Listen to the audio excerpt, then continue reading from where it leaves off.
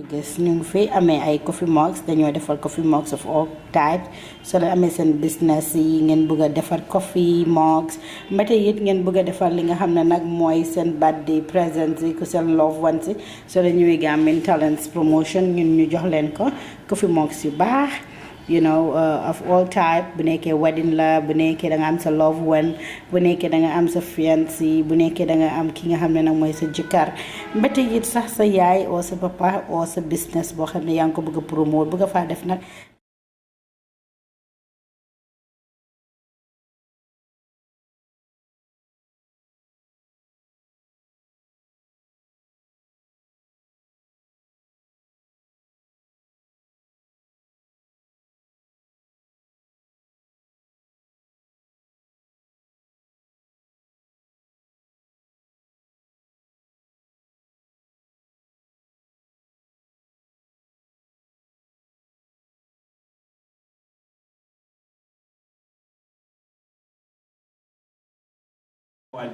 gis ngeen ko yéen ñi nga xam ne nag yéen a am seen family members yoo xam ne maanaam dañ génn àddina mbete it ngeen am li nga xam ne nag mooy ay parties fii la coffee mugs are here for you at Gambian Talents promotion. It's very, very cheap. If you want this kind of coffee mugs, just call in 7833-524. We are opposite the Nawak building at the Red Cross building. When you get to the Red Cross building, and when you ask for the Gambian Talents promotion, they will show you. Get your coffee mugs right now and have a different vision of what coffee means.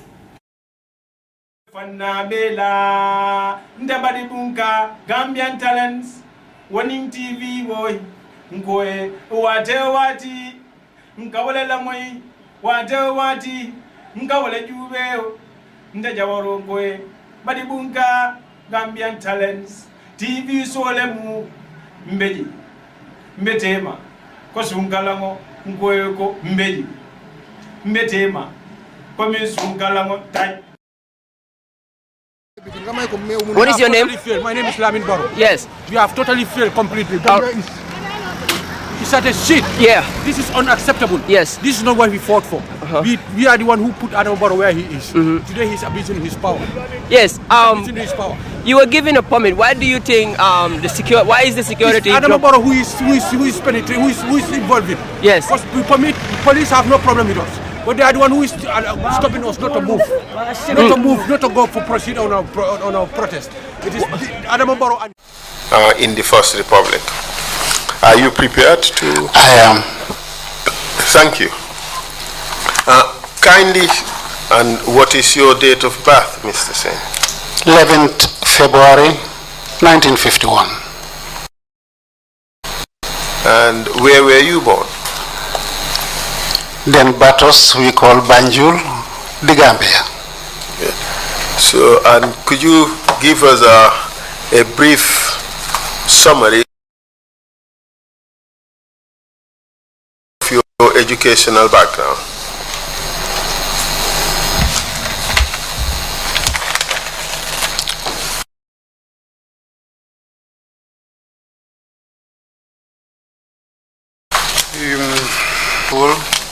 At St. Augustine's High School. Yes, please. Where I graduated. Immediately after graduation, in 1972, I joined the School of Public Health. One may want to know why. If so, I can tell why. Anyway, I enrolled at the School of Public Health.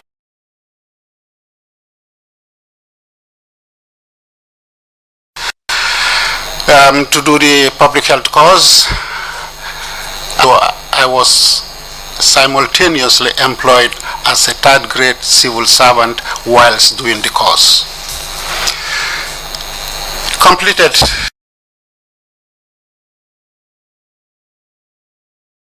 the course in '74, had the certificate issued by the School of Public Health. There was an arrangement at that time to also select competent students and expose them. That time the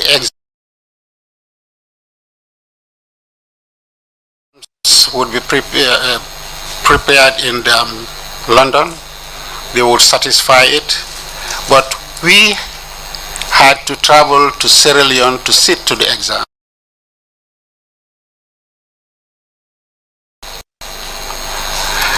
Was it Sierra Leone or Nigeria? I sat to that exam in Sierra Leone. We are qualified that year to sit to the exam. So I had to go to Sierra Leone. Got this Diploma Royal Society of Health. Came back to my teaching, to my public health activities in Banjul and the provinces. At that time also, immediately after qualification of the country, all the health issues, and it was at that time that the school called me back to go as an assistant tutor. They wanted a lecturer. I had to stop all the field work, went to the School of Public Health. There I was engaged in different types of research work, some of them international, particularly the Canadian government would join the Gambia government and do those type of research work in the Gambia. Then I proceeded Teachers of Health Science Diploma, which I completed in Nigeria, came back to the Gambia.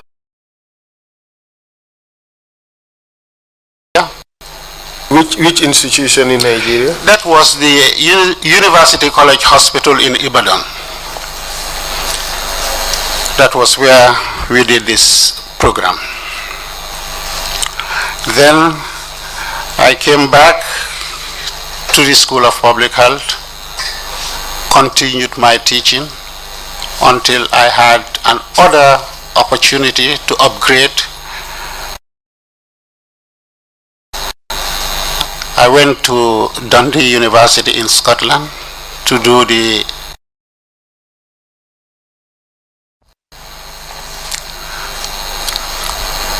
I returned to the Gambia in '86, came back, continued with my teaching, being employed by the Ministry of Health until in 1988, when I had an opportunity in Saudi Arabia as a specialist environmental health. Yes, Mr. Saine, I think you can draw the microphone closer to you and sit in the most comfortable posture for you. So feel free and relax. Because leaning closer to the microphone, could be a bit tiring after a while. So position the microphone from 1988. 1988, yes. Yes, and what position are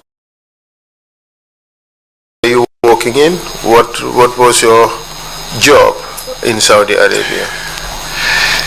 I took principally environmental health, but at one time I was doing environmental and occupational health.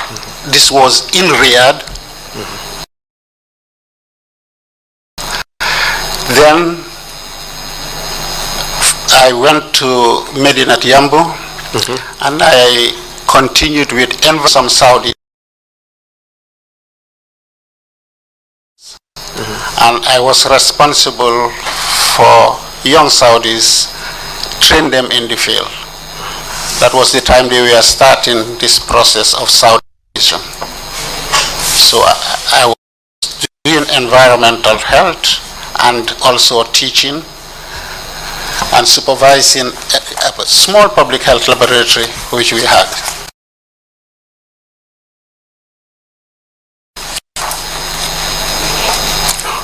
And How long have you worked in Saudi Arabia? I must have been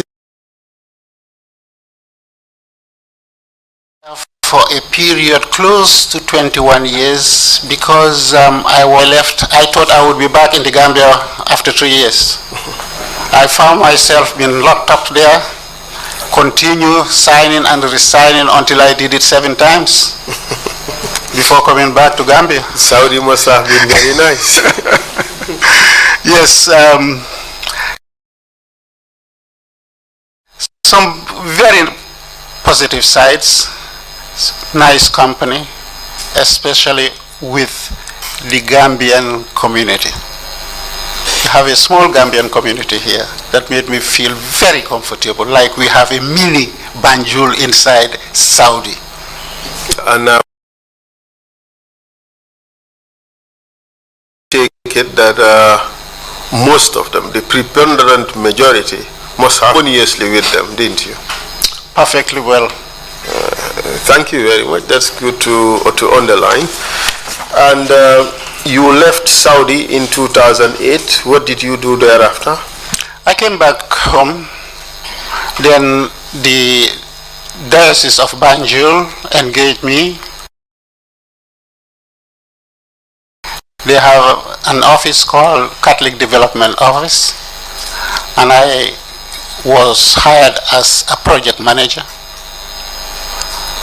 I did that for 1 year and decided to take second rest. Retired.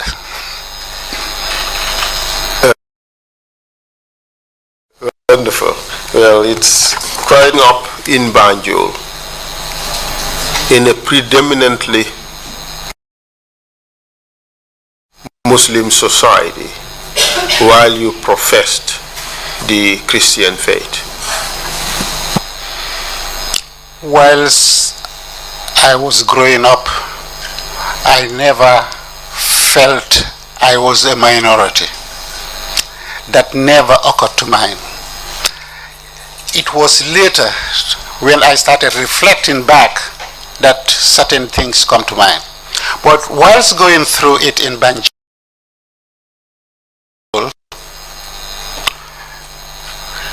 the different faith and even people without faith, we all join together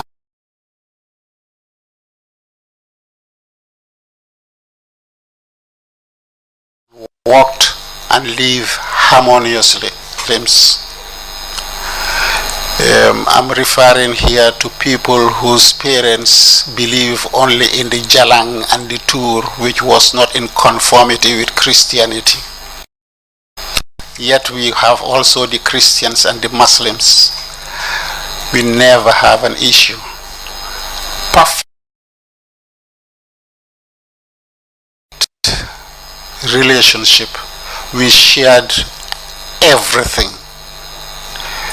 We together. We would play soccer together, go on our football matches, have our social clubs. We are all mixed out. In all these activities, you find Muslims and Christians. Yes, the ratio, it's later that I started reflecting back and seeing the ratio, but at that time, the ratio never affected me. For instance, it is only now that I realize that whilst we had a social club of 22 members, only 4 were Christians. At that time, it never bothered me, it never came to mind. We lived perfectly well. In my teenage, later on when I left Banjul and came to New Joshua, whenever I travel to Banjul,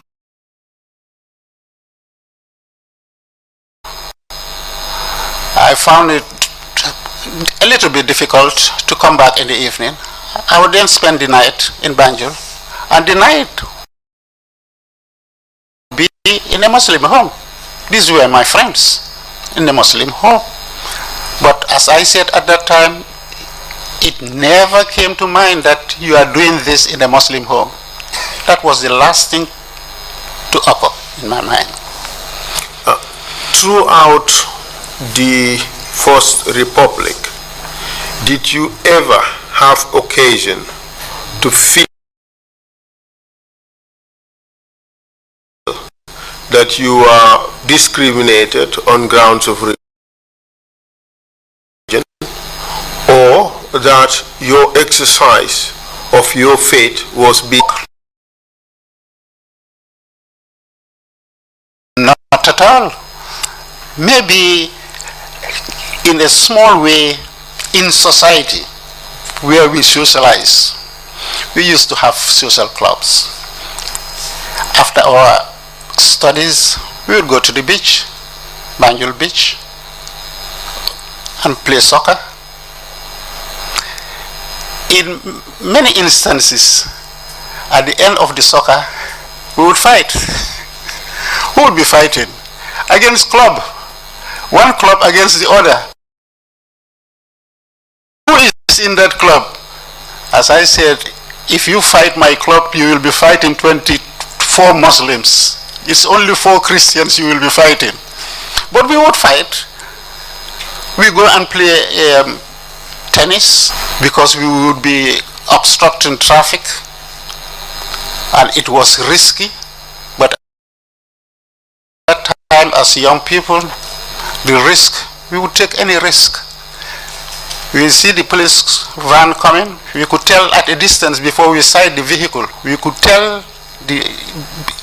by the sound of the vehicle, we could tell which of the police van was coming. And then we would run to the nearest home. Perhaps there were only a very few police vehicles available. Yes. They had patrol vehicles. Maybe 3 or 4 for Banjul. And whether those names were official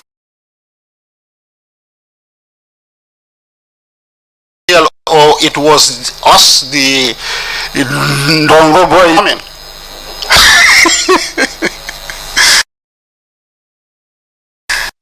And when we rush into a home, who gives you shelter? Who covers you? Who protects you? It's invariably a Muslim home. But as I say, we never differentiate between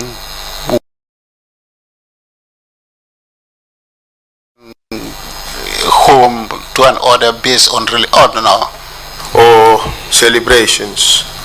What were the arrangements?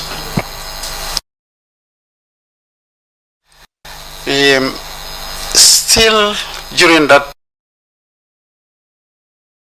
period in Banjul, if I can recall very well, the Christians celebrate in a large extent, a big celebration, the Christmas and the Sang Maria. The Christians would prepare themselves for the feast. Invariably, the Muslims would come and greet them. From my house, if it is a feast day, I am well dressed. An elder would come and spread cloth, usually hair tie, and I will step over it, and I feel great, and I'll dip my hand into my pocket and put some cash, some money, some coins, whatever.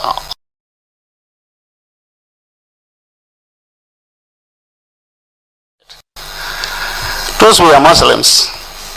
So this concept of Lalal Nala transcended religious lines. Yes. Come and receive us. You have finished your prayer You are coming out full of blessing. They will come to share with that blessing. And again too, some will spread cloth, will greet you, and even beat the drum, tama for you, celebrate with you until you go home, and the day continues with feasting. After the church, in very Easter, at that time we will have the Christians' homes have what they call Judas, Judas, because of that day, and make our Judas effigies. Yes. And then after church, again we will go and celebrate and beat this Judas, hit Judas very hard until Judas would end up being dumped into the sea. Judas Dore Ringon. That's right. And who was in that celebration? It is a shame today we call people, identify them by faith. Anytime I'm coming to mention people by faith, I feel it. And boys would come back. Who are the boys? Regardless of tribe or religion, across the board. And then we will make the Nanduru, which is a form of a meal distributed to your Christian neighbors, and it had a wide distribution in society. You would like to give to any Muslim neighbor.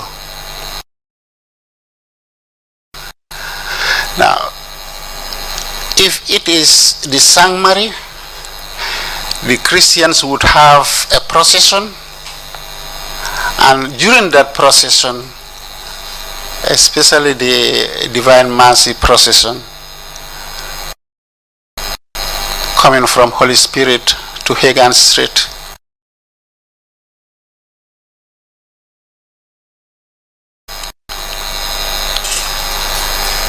the Christians would be anticipating Muslim elder, and he would leave his house and come and meet with the procession, and that was one of the best sights. You wouldn't want to miss that in any year, to see him embracing with the Christians at the procession passes. It was lovely, good relation. I can remember very, very early, Imam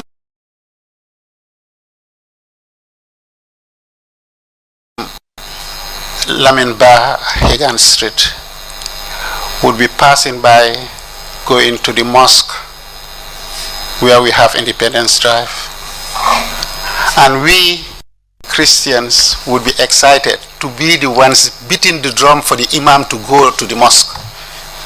That was something very lovely. We were eager to go and beat the drum, and we enjoyed it. And he would walk, wouldn't use parade, being celebrated by people of all faith. And maybe because the Imam used to host also many non-Muslims in his home, and these non-Muslims comprised mainly of Christians coming from Guinea. They would settle in his home until they get settled in Banjul, eating, being accommodated. Oh, the relationship between, I'm not giving you a full account of the harmonious relationship. We used to enjoy the tobaski, the chere. We used to enjoy the afra, because close friends would also roast the meat for us. We used to enjoy the gamo, and we are Christians. Most welcome. We celebrate it, we stay till daybreak with them. Come on. It is only now that you don't find that. And what changed?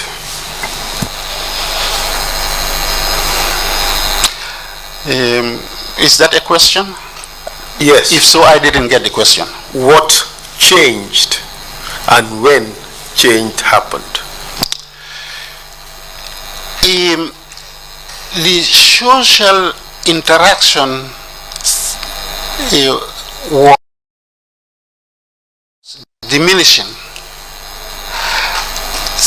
Remarks that were unknown started coming in. Remarks like, I wouldn't go with this person because kafir la.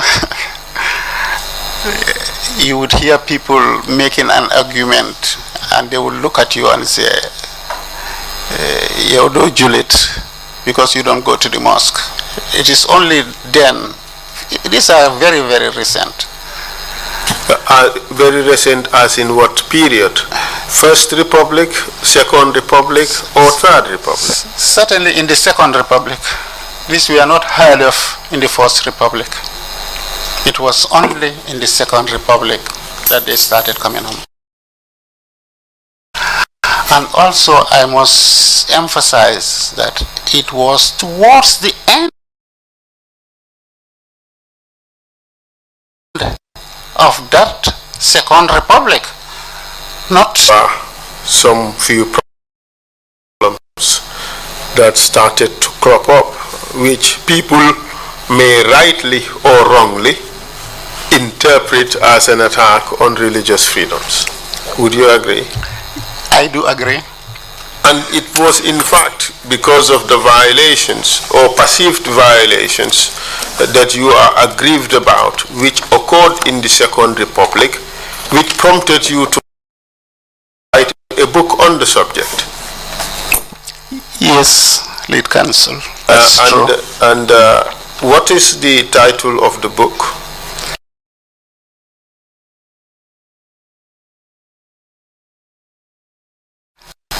Challenges of Gambian churches during Yahya Jammeh's era. You addressed all the problems you believe Christians were facing in the Gambia, correct? Most of them. Could you take it from? Mr. Chair, we ask that this book be included in the record as Exhibit 116, if the Commission so approves.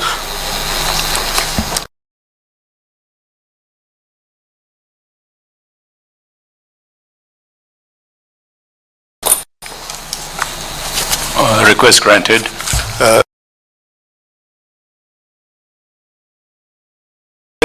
Thank you very much. In some of the chapters in the book, just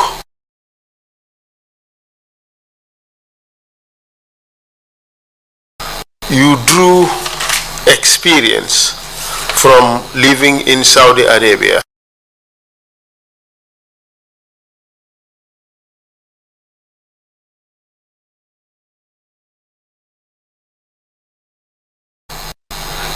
And which is an Islamic state. Was a secular state. You wrote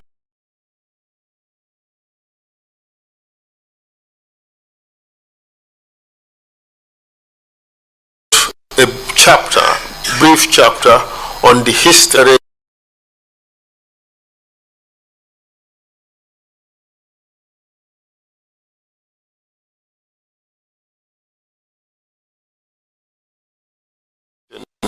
of Islamic State intervention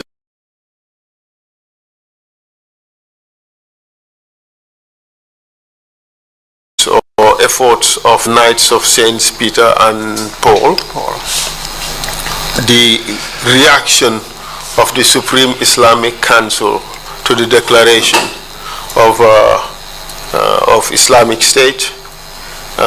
You talked about Dr. Zakir Naik. Yes, please. And of course his effect in Gambia and his activities versus that of Father Edward Gomez, I think. Yes, please.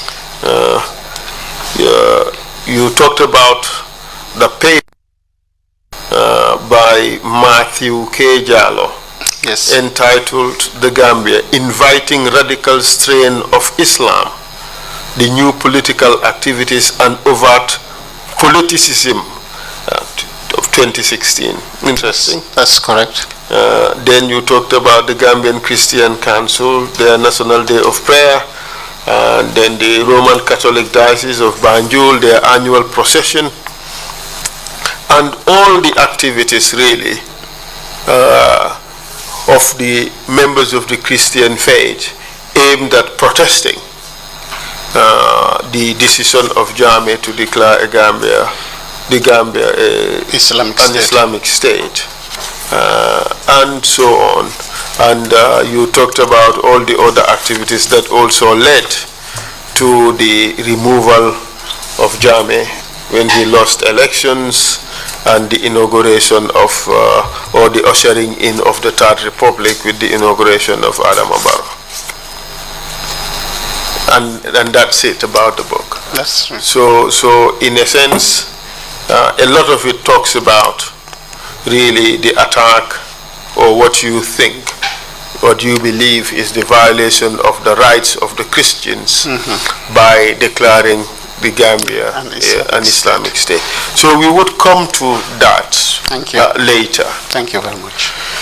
So for now, we should start with the litany of complaints, or what you call the catalogue of persecution and harassment of Gambian Christians.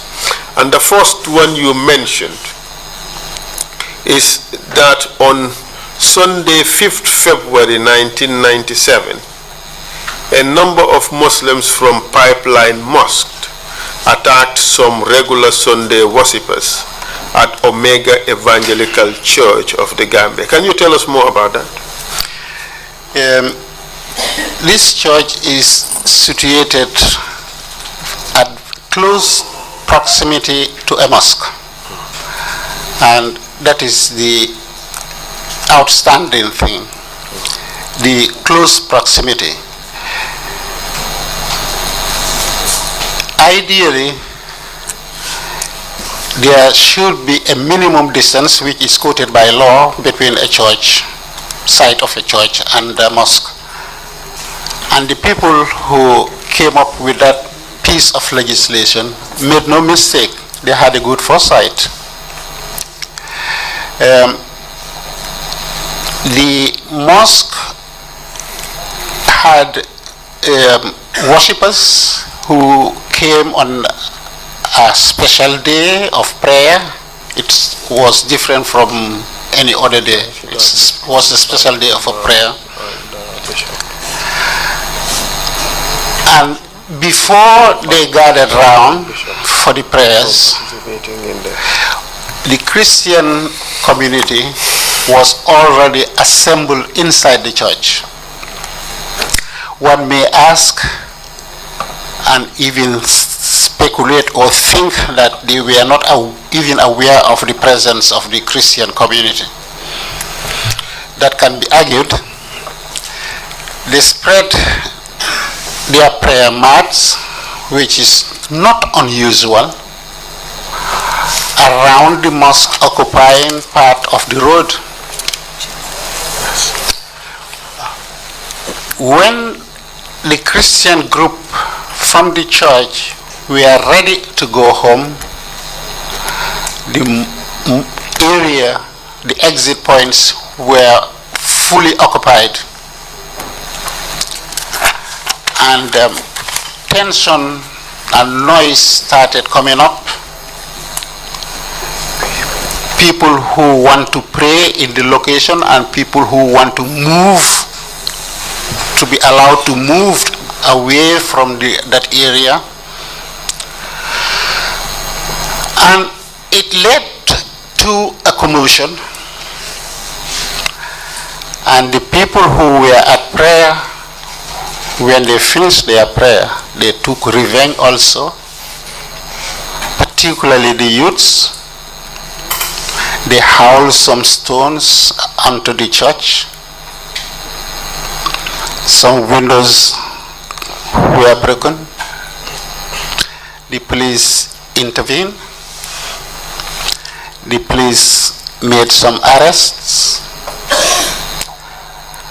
Some of the people arrested in the church never even witnessed the incident, because as a result of the commotion, they had to come in to find out. By the time the police came to arrest, you were in. You were in the wrong place at the wrong time. They bundled them all up, took them to the station, and some of them spent a day or two in the station. And there were unpleasant exchanges between those arrested and the Inspector General of Police, whom they found inside the station when they were being escorted in. Remarks like they were identified, or some of them were identified as non-Gambians, and threatened to be sent out of the country. The issue later died down when they were released, and then that was the end of the story, which I may draw up some lessons. But before we come to the lessons learned from this, would this be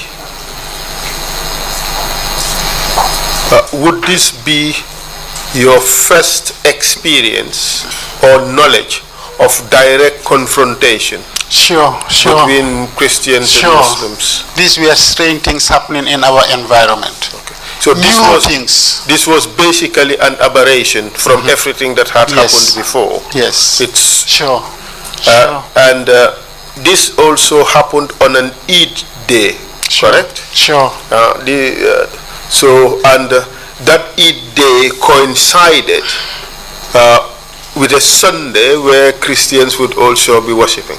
That is, in fact, a rarity. It does not, it does not happen too frequently that you'd have Eid on a Sunday and Christians and Muslims both praying at the same location at the same time.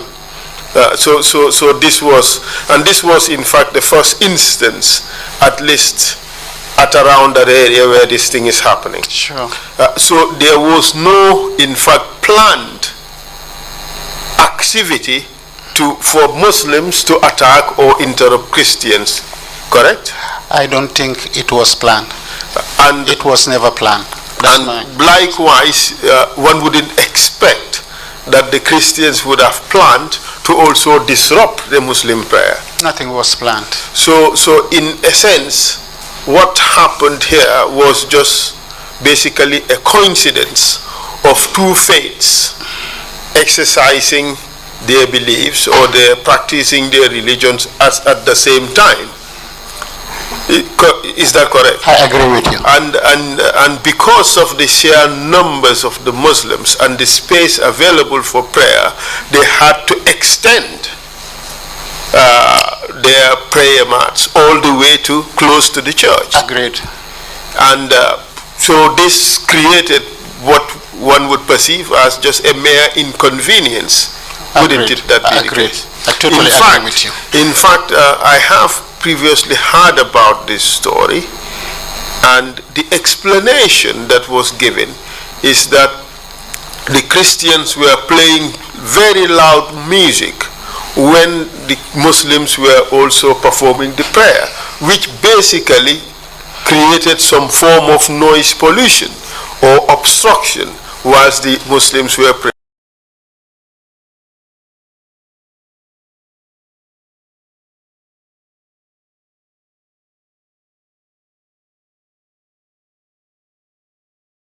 Influencing the police. Keep working. But this is a lesson.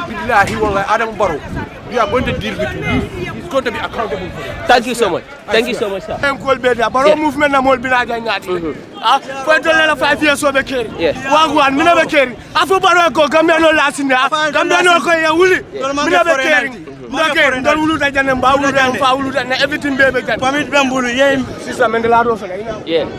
Gambia di ka kete. Banku di mumeo. Bar aba beo. Yes. No kuma kilim fola. 3 years la first window. Nim problem mo man. Ya lenga 3 years e mo min bondi. Ah, wala si another modo ko don la kana nyimu weekend no weekend permission di mo. Weekend permission di mo la. Batare funding jode batare boy. Soro. Ko meni ya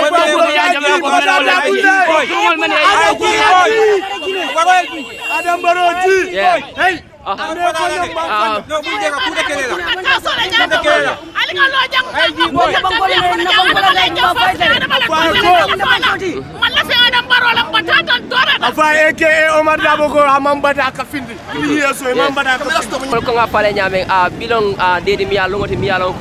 Masa kunda pamit di 3 years jotna mulla ka fola ka tani la commune ko se fini no yela nyanto tandi barka be fini tan do fanam futata je ngaje commune ko nga fondingel traje min yalon ke be loring ko be ban ta ka nyama kan ko futata nga musique la moy do ba denki la be donna bare ya ama minidi lulu fo si rek ngaje tiaga so fayda mi yalon kontra fo ta folo no mi yake because kar jani ka futa mul fo ba bindina men tiaga so finita so malon actually mine wo cause so wo kerin kola nim fondingel do kajade min tandi mollo commune ko do be protest dulale dimbalo mala kanyan kala ajira sainteng ay dimbal mala kan dulala silo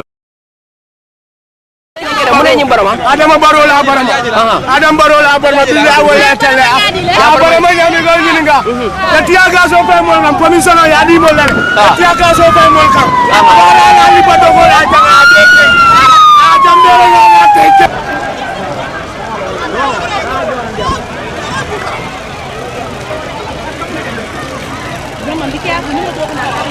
Yeah.